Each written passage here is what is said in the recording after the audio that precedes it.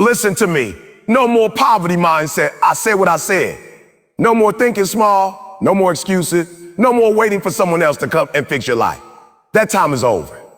That time is over. You've been broke in your thinking for too long. Not just in your pockets, but in your vision, in your confidence, in your hunger. You weren't born to live defeated. You weren't created to just survive. You were built to thrive, to win, to elevate. But you gotta stop renting space in your mind to fear. You gotta evict doubt. You gotta stop giving poverty a home in your thoughts. You keep talking about being broke, but you don't realize you've been feeding that mindset every single day through your words, through your actions, through your lack of commitment. Being broke isn't always about lacking money in your bank account. It's more about lacking belief in your potential. When people talk about poverty, they often reduce it to income levels, material possessions, or access to resources. But the root of long-term poverty lives deeper than that. It lives in the mindset. It's the way you see yourself, the way you interpret struggle, and the way you react to challenges. A person can be rich in opportunity, but still poor in their mindset.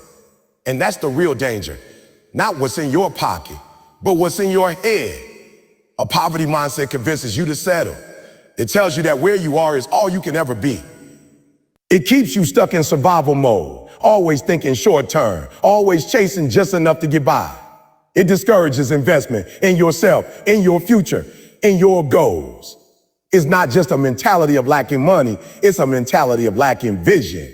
When you think small, when you think only about avoiding failure instead of chasing greatness, you lock yourself in a cycle that has nothing to do with your real worth. It's not that you can't succeed. It's that the poverty mindset has convinced you that you're not supposed to. That kind of thinking is dangerous because it doesn't just block income. It blocks progress. It causes you to self-sabotage opportunities. It makes you question your own worth in rooms where you belong. You underprice your skills, your time, your dreams. You shrink your ideas to fit into other people's comfort zones. And over time, this mindset becomes a prison built by fear and held together by insecurity. Every time you say, I can't, you add another bar to the cage. Every time you say, I'm not good enough, you lock yourself further into that limitation. The poverty mindset also feeds off of your environment. If you've been raised around people who only know struggle, who always talk about lack, who celebrate just getting by, you start to believe that's all life has to offer. You inherit doubt before you ever get a chance to believe in yourself. You start seeing ambition as unrealistic. You look at successful people and assume they're lucky, different, or chosen, instead of understanding that they simply refuse to think poor. And because you were never taught to think differently, you start to confuse struggle with identity. You start to believe that struggle is part of who you are, instead of something you're meant to overcome. You have to understand how dangerous this is. The poverty mindset will rob you of motivation before you even begin. It will make you chase comfort instead of growth. It will have you protecting what little you have instead of risking for something greater. You'll say no to opportunities not because you aren't capable, but because the mindset has convinced you that you're not ready, not smart enough, not worthy. And slowly you stop dreaming. You stop stretching. You stop stretching. You stop trying. You live safe. You think small, and you settle for average when greatness is inside you. People often think money will fix everything, but if your mindset doesn't change, the money won't last. That's why lottery winners lose everything. Why people climb to success and fall right back down. Because the internal narrative never changed. They didn't do the deep work of shifting how they see themselves. They brought a poverty mindset into a wealthy situation and expected it to work. It won't, because abundance starts within. Wealth isn't just about assets. It's about awareness, mindset, confidence, clarity. It's the understanding that you deserve more, that you can do more, that your background doesn't determine your ceiling. There are people who come from nothing and built legacies. Not because they had some magic formula, but because they believe. They trained their minds to think differently. They broke free from generational cycles of fear and hesitation. They looked at their circumstances and said, this may be where I'm from, but it's not where I'm staying. That's what it means to rise out of the poverty mindset. It's about rewiring your thinking. It's about choosing vision over victimhood. It's about seeing every problem as a puzzle, not a wall. It's about seeing struggle as preparation, not punishment. It's about shifting from lack to possibility, from fear to faith, from survival to creation. Fear, doubt, and excuses are the silent killers of potential. They don't come crashing in through the door. They creep in quietly, whispering lies in your ear, convincing you to sit down when you were born to stand up. These three, fear, doubt, and excuses, are the enemy of progress. They disguise themselves as protection, as rationality, even as humility, but make no mistake, they're robbing you of everything you could become. You can't grow while you're giving fear space in your mind. You can't evolve while entertaining doubt. You can't win if your first response to every challenge is an excuse. Fear tells you to stay safe, convinces you that risk equals ruin. It shows you the worst case scenario before you even take a step forward. It paralyzes you with what ifs and maybes. It feeds on your hesitation. But fear isn't real. It's a story, a prediction, a ghost of something that hasn't even happened yet. And every time you let fear win, you train your brain to play small. You teach yourself to avoid discomfort, to run from responsibility, to shrink from opportunity. And over time, that fear becomes your comfort zone. It becomes the reason you never try, never speak up, never make the leap. Doubt is fear's closest cousin. While fear screams, doubt whispers. It's more subtle, more cunning. Doubt doesn't stop you with force, it slows you down with questions. Are you sure you're ready? Or what if you fail? Who do you think you are? It pretends to be helpful, but its only purpose is to keep you stuck. Doubt isn't illogical, it's emotional. It feeds on insecurity, on past failures, on childhood wounds. And the moment you start giving it attention, it multiplies. You start second-guessing your goals. You start watering down your dreams. You start listening to people who never built anything. Doubt convinces you to sit on your talent instead of using it. And eventually you become a spectator in your own life, watching others live boldly while you hide behind hesitation. And then there are the excuses, the lies we tell ourselves to justify inaction. I don't have time. I'm too tired. I don't know where to start. Excuses are seductive because they let you off the hook. They make you feel better about doing nothing. They offer temporary relief while robbing you of long-term success. Excuses are comfortable. They help you avoid responsibility. They shift the blame to your past, your environment, your circumstances. But the truth is, you're not being held back by your lack of time or resources. You're being held back by your refusal to be honest with yourself. Excuses are masks for fear. They're shields for doubt. And every time you use them, you build a wall between you and your potential. You don't need to be perfect. You don't need to have it all figured out. But what you do need is the courage to face what's really holding you back. You need to recognize when fear is disguising itself as logic. You need to call out doubt when it starts playing games with your self-worth. You need to reject excuses the moment they show up and replace them with action, however small, because action kills fear. Action silences doubt. Action makes excuses irrelevant. Every breakthrough in life starts with a decision to no longer tolerate the lies that fear, doubt, and excuses tell you. They have no power unless you feed them. They only grow when you give them room to breathe. So it's time to evict them. Not politely, but aggressively. You don't reason with your limitations. You don't negotiate with what's trying to destroy your purpose. You eliminate it. You face the fear and walk anyway. You stare down the doubt and move anyway. You stop explaining why you can't, and you start proving that you can. You replace excuses with effort. You replace hesitation with hunger. You replace self-pity with self-discipline.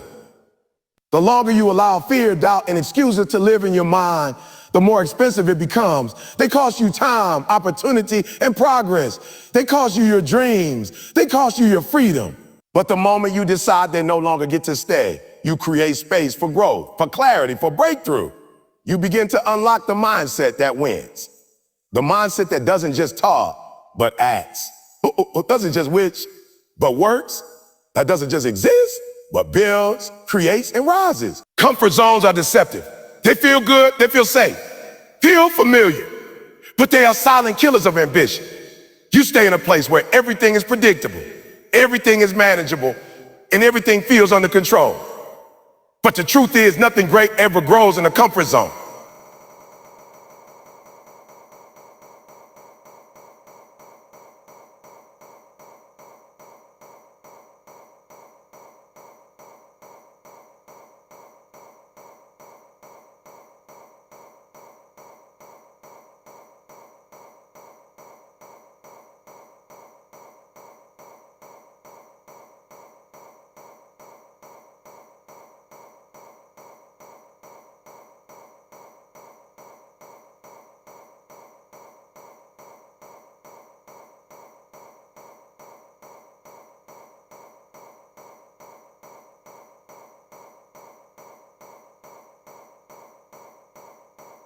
It's where dreams go to die quietly, without resistance. It's where goals get watered down until they no longer stretch you. When you live in your comfort zone, you're not really living, you're just existing. You might not be failing dramatically, but you're not rising either. You're on pause, and the worst part is you often don't even realize it until years have passed, and you wonder what happened to the fire you once had.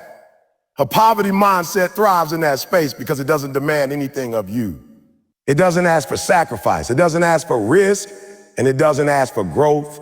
It allows you to keep repeating the same cycle, to keep surrounding yourself with the same people who think the same small thoughts, and to keep avoiding the discomfort that comes with growth.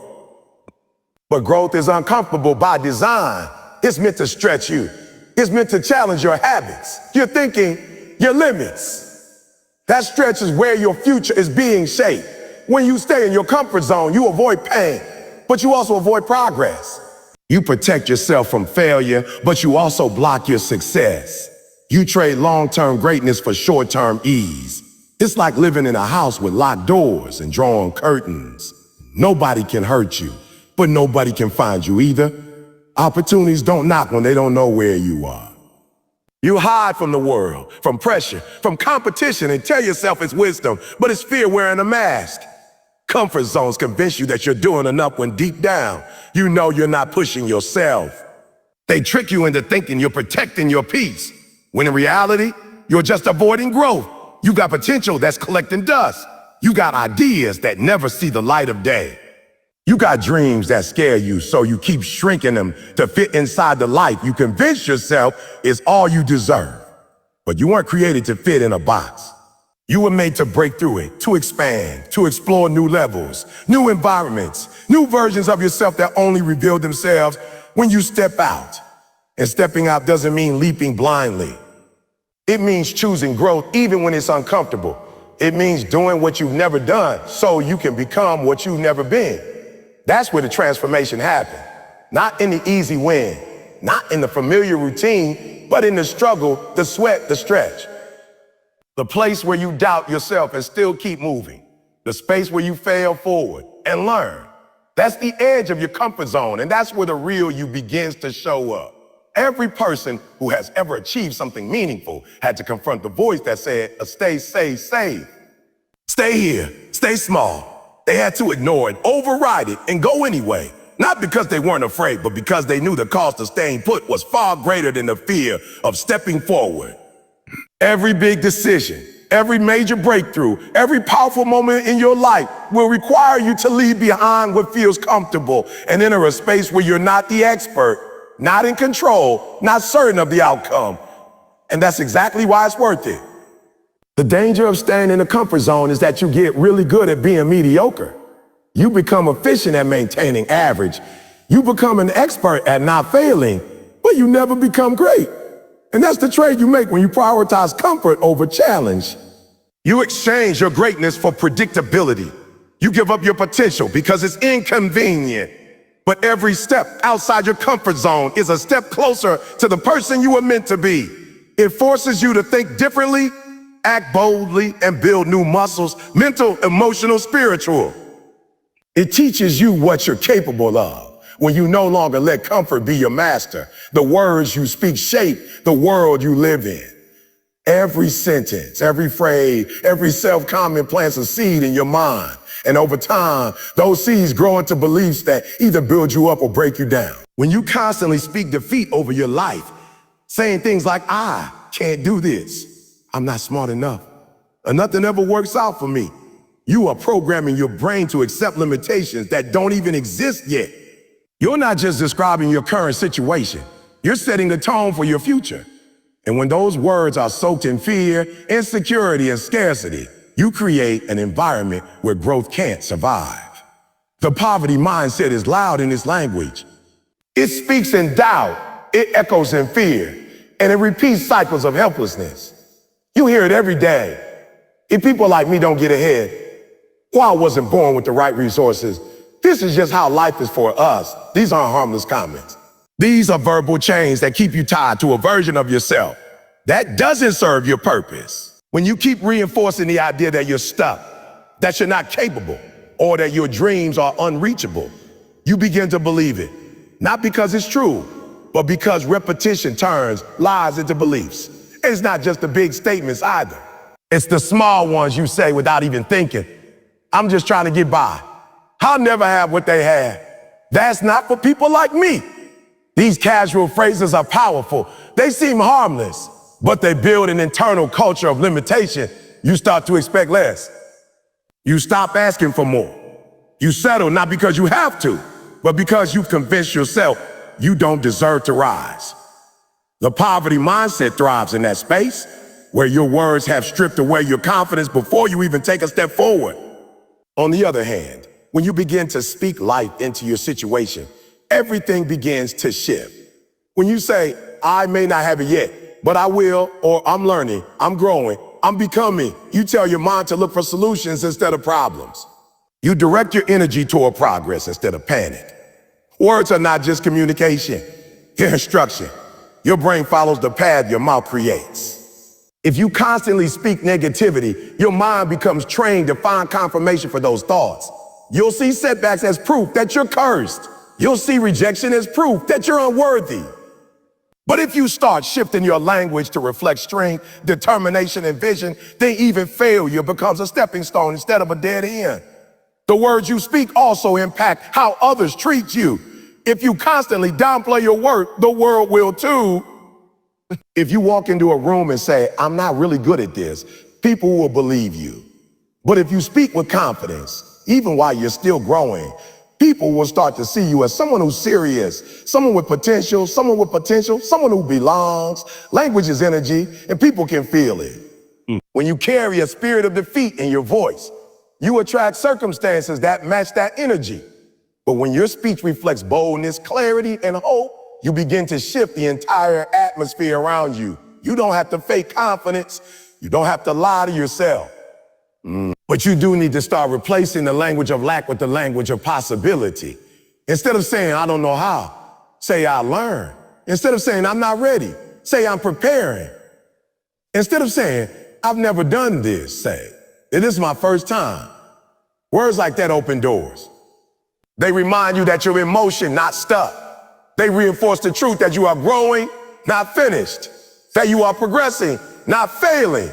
It's not just what you say out loud. It's what you say to yourself when no one is listening. The inner dialogue, the quiet thoughts before you sleep, the conversations you have with your reflection, these shape your self-image more than anything else.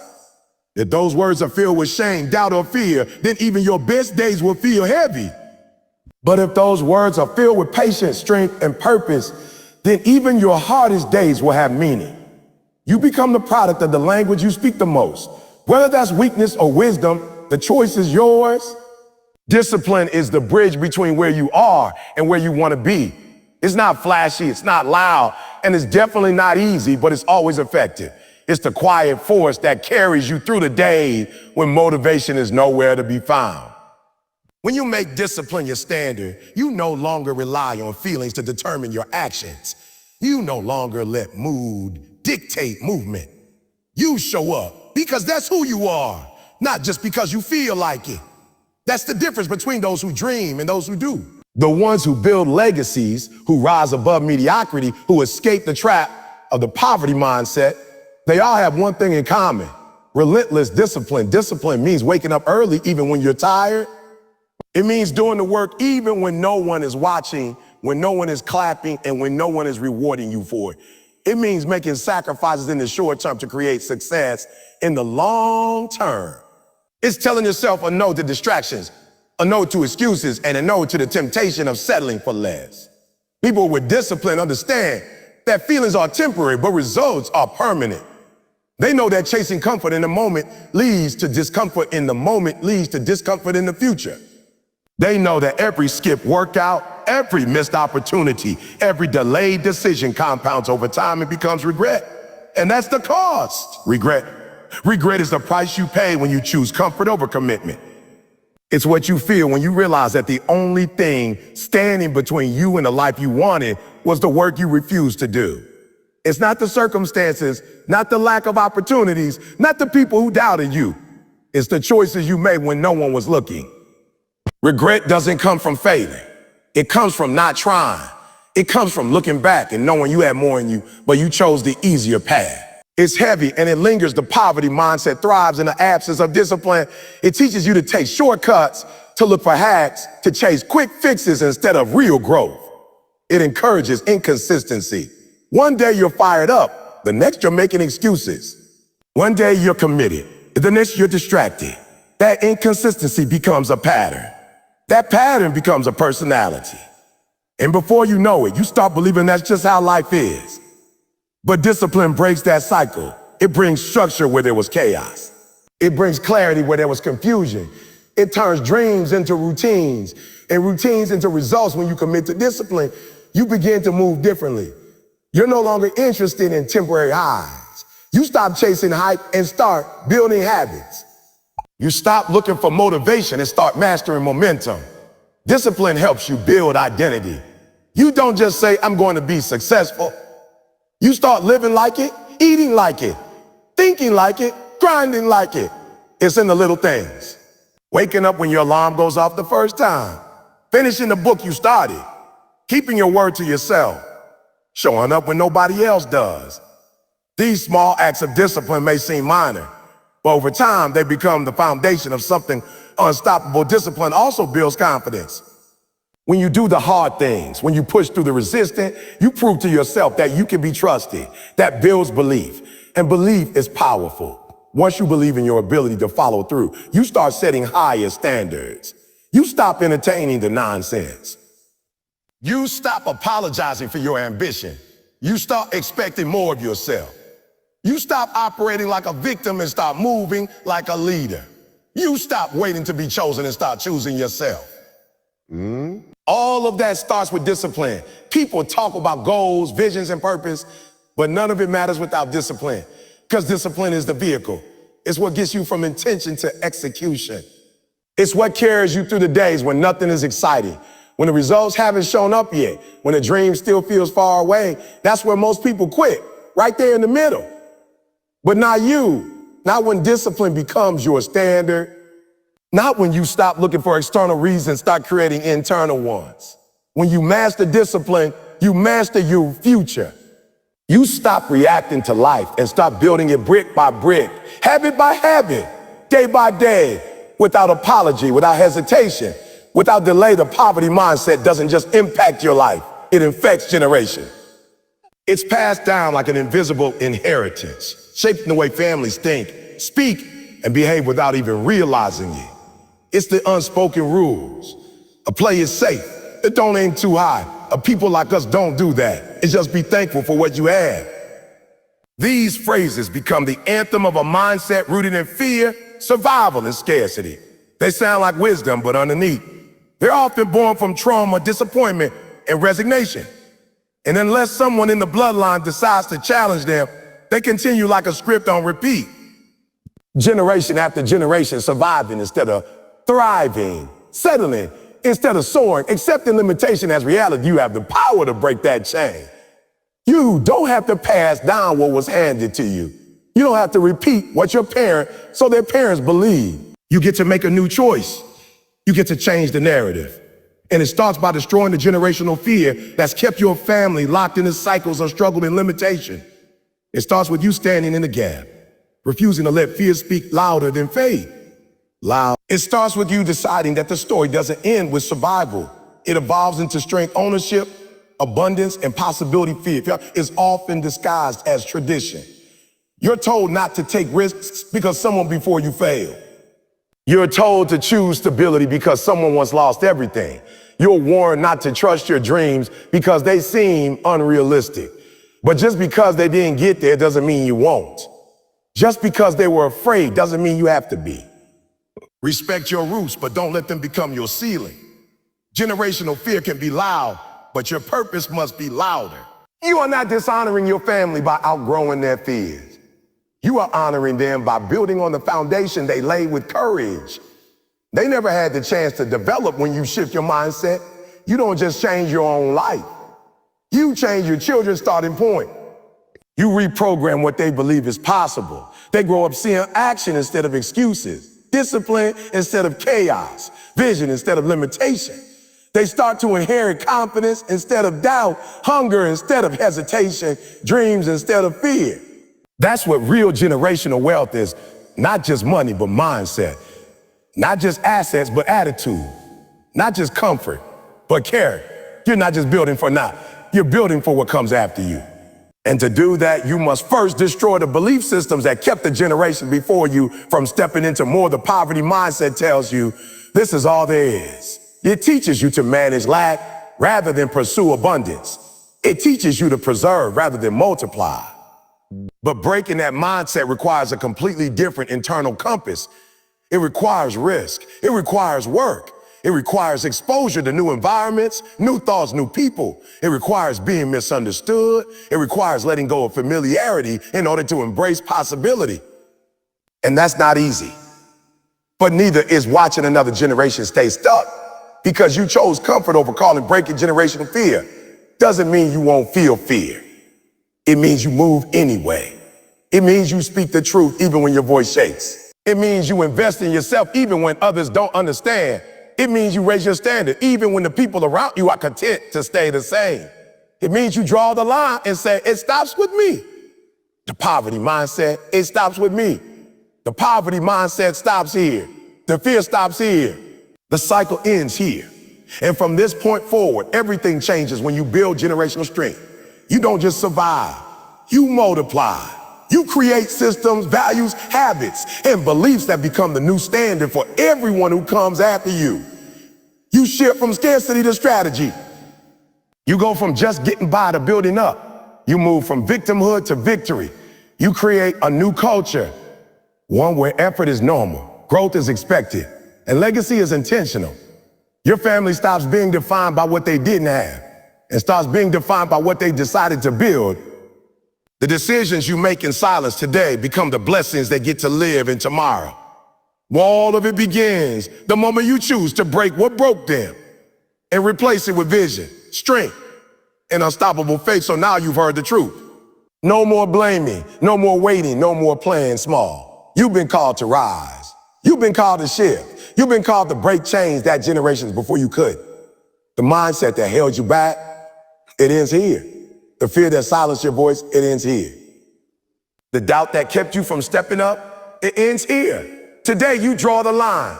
Today you decide that your future won't be built on excuses, but on execution. No more poverty mindset. From this moment forward is vision over fear, discipline over comfort, and legacy over limitation. Stand up. Speak life. Move boldly. Build what they said was impossible, and never ever look back. Let's get it.